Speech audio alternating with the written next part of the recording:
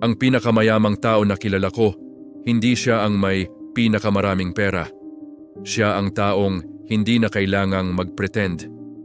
Hindi kailangang sumagot ng email bago pa man matapos ang kape. Hindi kailangang pumunta sa lugar na ayaw niyang puntahan para sa taong hindi naman niya gusto. Yun ang kayamanan na hindi nakikita sa bank statement.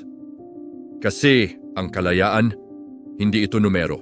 Ito ang makatulog ng mahimbing ng walang utang na nag-iikot sa isip mo. Ito ang nandoon ka talaga, hindi pisikal lang, sa birthday ng iyong anak.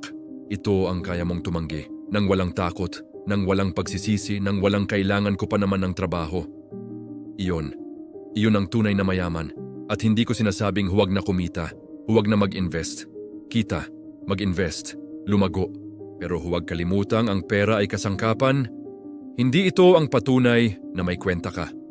Gamitin mo ang pera para mabuhay ng buhay na para sa iyo, hindi para mapahanga ang mga taong hindi mo naman talaga mahal.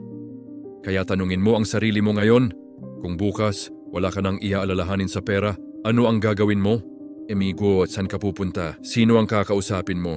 Iyon na ang dapat mong puntahan. Hindi lang bukas, simula ngayon. I-save mo ito. Para sa araw na nakalimutan mo na kung bakit ka nagsimula. At kung gusto mong matulungan kitang makarating doon, subscribe na. Nandito lang ako.